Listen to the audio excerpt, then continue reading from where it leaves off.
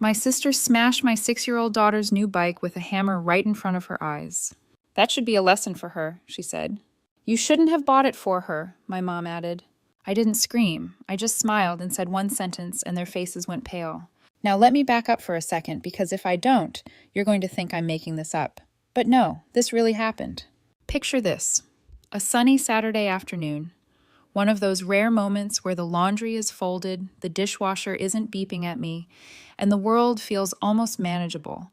My daughter Eliza is bouncing around, grinning from ear to ear, practically glowing with excitement. She's been dying to show off the bike that's sitting in our driveway. Shiny, bright, perfect. And who do we have over? My mom and my sister Shayla. Because of course, why not ruin a perfectly good Saturday with family politics? The second Eliza sees them, she practically shouts, "Have you seen the new bike?" Her voice is so full of pride, I can feel it bubbling out of her. She grabs their hands, tugging them outside like she's about to unveil the crown jewels. And that's when I saw it. The look on Shayla's face, her smile tightened, her jaw stiffened. You know the face someone makes when they've bitten into something sour but don't want to admit it? That was her. I knew that look. I'd grown up with it. Still, I wasn't prepared for what came next. Shayla didn't say anything at first. She just stood there staring at the bike as though it had personally insulted her. Eliza was still beaming, pointing out the little details she loved, the streamers on the handles, the way the paint caught the light. Then Shayla spoke, her voice cool, almost calm. Let me show you what I think about this. And before I could even process what she meant, she turned on her heel, walked into my house, and came back out holding a hammer. A hammer? Now let me tell you, in moments like this, you don't actually believe what you're seeing. Your brain scrambles. You're thinking, surely she's not going to. She wouldn't. Oh, but she would. With one sharp swing, she brought the hammer down onto the bike's frame. The sound. It was like metal screaming. Eliza's little gasp, the way her hands flew up to cover her mouth. God, I'll never forget it. Another swing, a crunch. The paint splintered. The wheel bent. I stood there frozen, watching, my body rigid but my mind buzzing, like every alarm in the world had gone off at once. And do you know what Shayla said? She didn't scream. She didn't rant. She just looked at my 6-year-old daughter, my baby, square in the eyes and said, that should be a lesson for her, a lesson. As if teaching a child that joy can be demolished in 3 hammer strikes is a lesson worth learning. Eliza didn't cry, not right away. She just stared at her broken treasure, her lips trembling, her little shoulders shaking. And me? I felt this icy wave wash over me. Not rage, not yet, just shock. That's when my mom decided to weigh in. And of course, you'd expect a grandmother to scoop up her granddaughter, comfort her, maybe scold her other daughter for going full demolition mode in the driveway. But no, instead my mom shook her head, folded her arms and said, "You shouldn't have bought it for her." Like this was my fault. I almost laughed. I mean the absurdity of it, standing there while my sister turned a 6-year-old's joy into scrap metal, and somehow I'm the problem. I didn't scream. I didn't cry. I didn't throw myself at Shayla or snatch the hammer from her hands. No, I stood there and I smiled, because sometimes silence is the sharpest knife you've got. Shayla dropped the hammer onto the concrete with a clatter. She actually looked satisfied. My mom nodded as though Shayla had just made some sort of sensible point. And me? I just smiled and said one sentence. And whatever they expected me to do, plead, defend myself, oh no. What I said made their faces go pale. Now you're probably dying to know what that one sentence was. And I'll tell you, but not yet. Because the truth is that moment right there in the driveway with a bike smashed into a useless heap, my sister looking smug and my mom looking righteous, that moment didn't come out of nowhere. It was years in the making. Shayla was my little sister, 2 years younger than me, and she came into the world screaming. And honestly, I don't think she ever stopped. The difference is that when most kids scream, their parents teach them boundaries. When Shayla screamed, our parents taught me. Every tantrum of hers somehow circled back to being my fault. She didn't get the toy she wanted. Why didn't you let her have yours, Catherine? She lost a game. Why couldn't you just let her win? You know how sensitive she is. She broke something. Why did you make her so upset she threw it? By the time I was 10, I could have run a crash course on walking on eggshells. My mom's favorite line was, "Don't upset your sister," which was hilarious because Shayla could be upset by literally anything. There was this one time, I still remember it like it was yesterday. I saved up my allowance to buy her a little necklace, cheap but cute. I thought I was being a good big sister. She opened it, saw it wasn't pink but blue, shrieked like I'd handed her a dead rat, and snapped the chain in half. My mom didn't scold her. She turned to me and said, "You know she wanted pink. Why would you get blue?" That was my childhood in a nutshell. Shayla smashed things. I got blamed. Fast forward a couple decades, and guess what? Some things never change. I studied law, worked my way through long nights, and eventually built a decent career. It paid off. I make more than the rest of my family, enough to live comfortably. And because of that, I often ended up helping them financially, covering necessities, making sure bills got paid. But here's the problem with helping people who already resent you. No matter what you give, it's never enough. I'd help with groceries, electricity, or medication. But when I said no to extras, suddenly I was stingy, selfish, showing off. In their eyes, if I wasn't bankrolling every whim, I was the villain. So, when I tell you the bike incident didn't come out of nowhere, you see what I mean? It started one afternoon when my daughter Eliza and my niece Brooklyn, Shayla's little girl, about the same age as Eliza, were playing outside. Brooklyn had her bike, the one she'd been riding for a while, except that day, it gave out on her. Something snapped, or slipped. I didn't see it happen, but I heard the wail. Eliza, bless her, tried to help. She's 6, so her idea of fixing things is basically poking at them and saying, "I can do it." But the truth is, the bike was already a goner. Of course, the second Shayla saw, she pointed at my daughter and shouted, "She broke it!" You could have sworn Eliza had taken a sledgehammer to the thing. My mom backed her up instantly.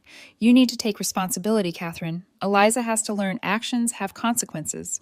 I didn't argue. I just said we'd bring the bike home and David, my husband, could look at it. Because sometimes you pick your battles, and sometimes you wait until you have proof. That evening, David rolled the bike into the garage. He's good with tools, patient, methodical. He turned it over, checked the chain, the frame, the pedals. After 10 minutes, he looked up at me and said, "This isn't Eliza. This is a defect. See this? It could have failed on anyone." And the worst part? He was right. The thing was dangerous. If Brooklyn had been going downhill or crossing a street when it broke, well, let's just say I don't even want to finish that sentence. So, no, my daughter hadn't broken the bike. The bike had broken itself. And that's when my anger kicked in. I'd fought my way through law school, so I knew exactly which words to use when people tried to dodge accountability. I picked up the phone and called the manufacturer. I explained the situation in detail. A child's bike broken due to a defect, unsafe, unacceptable. I might have also mentioned words like liability and injury. Funny how fast people start listening when you sprinkle those in. By the next morning, I had an email sitting in my inbox. They were replacing the bike, but not just replacing it. See, this is where being persistent and, okay, maybe a little intimidating pays off. I pushed. I argued that a basic replacement wasn't enough. Brooklyn deserved something better, especially after the danger she'd been put in. So, they agreed to upgrade to the very model Brooklyn had been begging for, the dream bike, the one she'd been talking about nonstop. And when that email came through, I actually smiled, because finally, there was going to be some justice. Not only would Brooklyn get the bike she wanted, but Eliza's name would be cleared. The whole "she broke it" nonsense would fall apart the moment everyone saw what had really happened. I decided to keep it quiet. I wanted it to be a surprise. Imagine it. Brooklyn's face lighting up when she saw the bike of her dreams waiting for her. Shayla realizing her daughter had something wonderful thanks to me, not despite me. I thought, for one brief moment, maybe this could heal things. But as I would learn in the driveway, some people don't want things healed. They want them broken. In Shayla's head, I had bought that bike for my child, while her child had none. In her head, Eliza had broken the old one, and now I'd gone and bought the exact model her daughter had been dreaming about, so Eliza could ride it in front of her. Humiliation dressed up as generosity. Cruelty in glitter streamers. That's the story she told herself as she raised the hammer. I let the silence stretch until even the birds seemed uncomfortable. The metal ticked softly as it settled. My mother's mouth was a thin line of approval, like discipline had just been served and dessert would follow. I didn't give them dessert. "I'm going to say this once," I told them, voice so level it surprised even me. That bike wasn't for Eliza. 2 beats. Their pupils darted, searching for the trick. It was for Brooklyn. Shayla blinked first. No, it wasn't. It came out fast, like a sneeze. "It was," I said. "I fought the manufacturer to replace the defective one and got the upgrade, the one she's been talking about for months." My mother clicked her tongue the way she does before a lecture. "Don't be dramatic, Catherine." I looked down at the ruined frame. "I'm not the one who brought a hammer to a children's bike. Shayla's face went blotchy. You're lying. You always lie when you get caught. About what? Emails, paperwork, the badge-wearing words liability and child safety? I let a smile flicker. Would you like me to pull them up, or would you prefer I read them aloud in the front yard? That landed. I watched it register. The dawning, the recoil, the sudden need to rearrange the furniture in her story. Her gaze skittered from the bike to Eliza and back to me. You expect me to believe you'd do something like that for my kid? No, I said. I expect you to regret what you just did.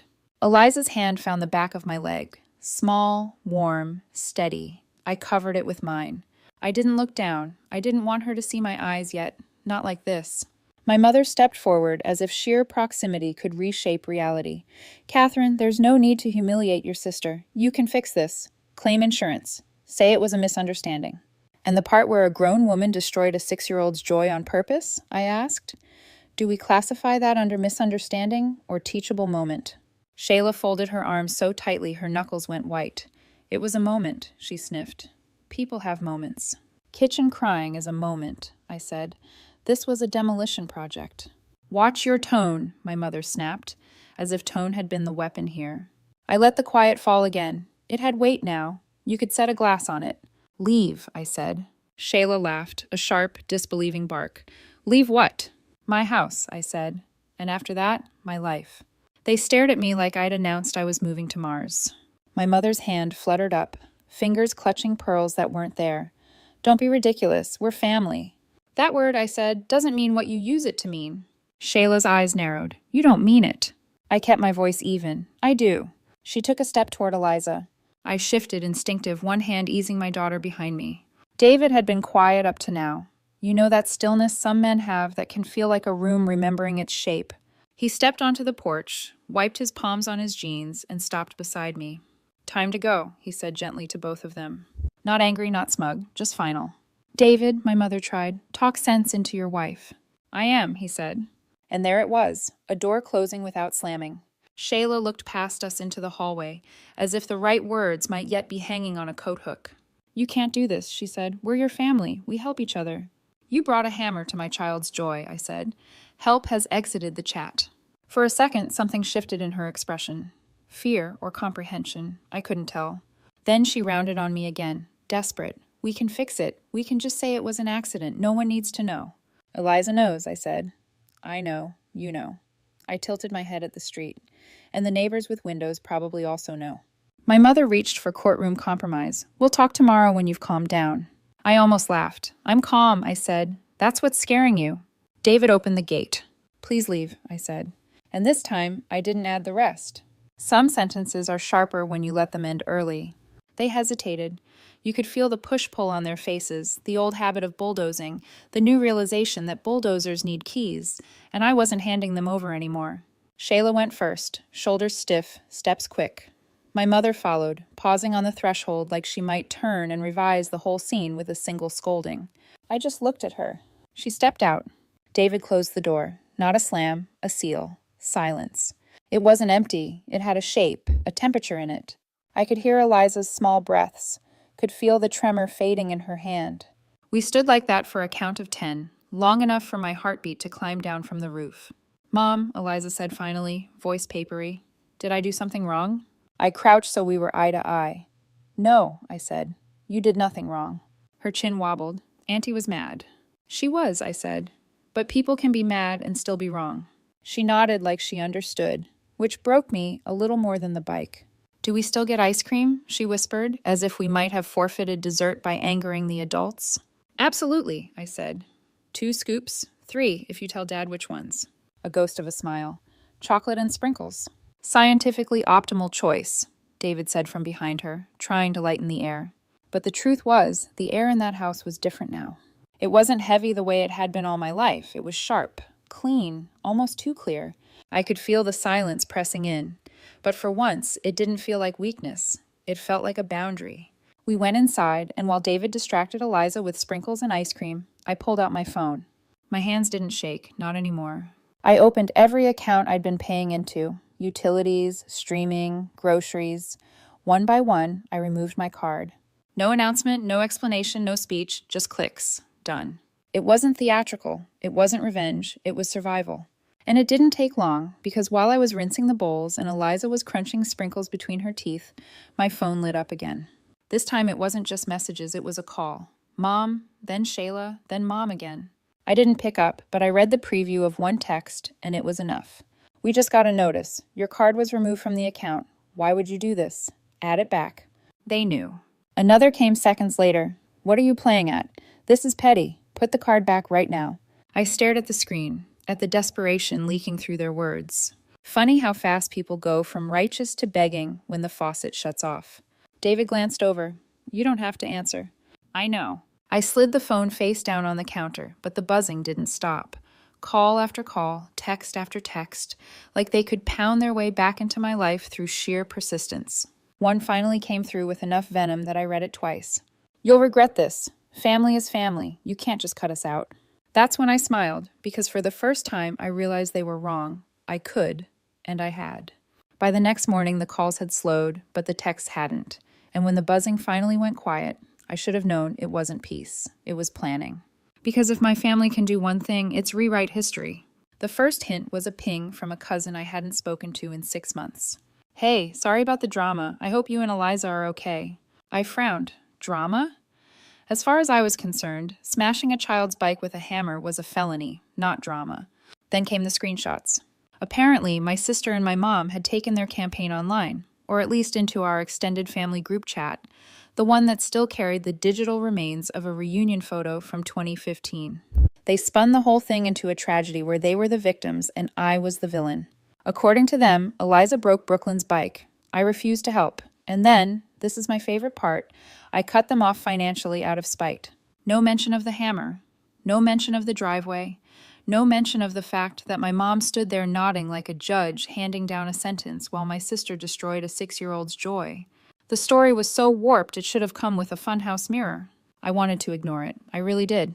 But when I saw relatives chiming in, little thumbs up emojis, oh no, poor Brooklyn, and that's so cruel of Catherine, something in me snapped. Because here's the thing, I can take people thinking I'm cold. I can take people thinking I'm difficult. But my daughter being painted as a spoiled brat who got rewarded after breaking someone else's bike? No, that I won't let slide. So I didn't. I opened my security app. You know those cameras you install on your porch because you're paranoid about package thieves? Turns out sometimes they capture family meltdowns too. And there it was, crystal clear. Shayla walking out with the hammer. Eliza's little gasp. Metal bending, paint cracking, my mother's voice in the background blaming me. The whole ugly symphony.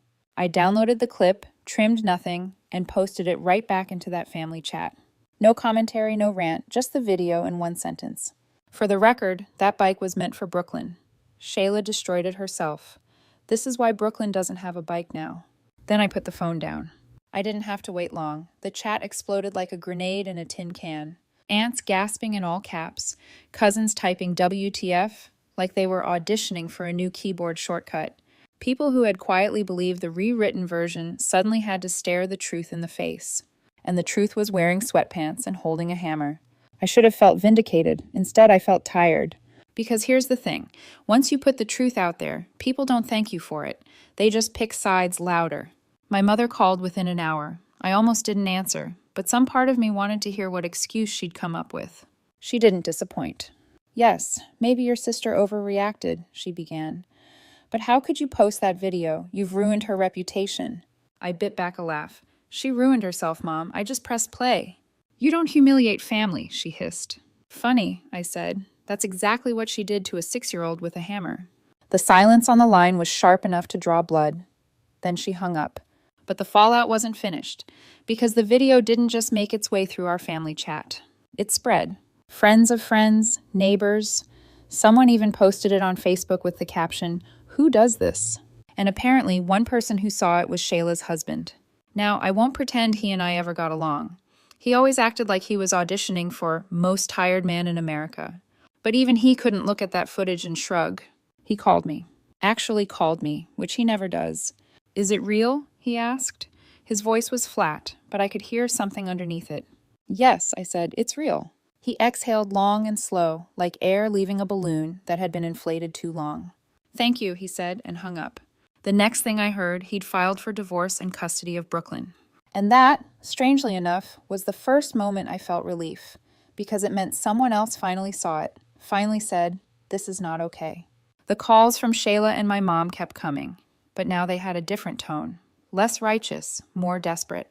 "You didn't have to post it. You're tearing this family apart. Think of your niece."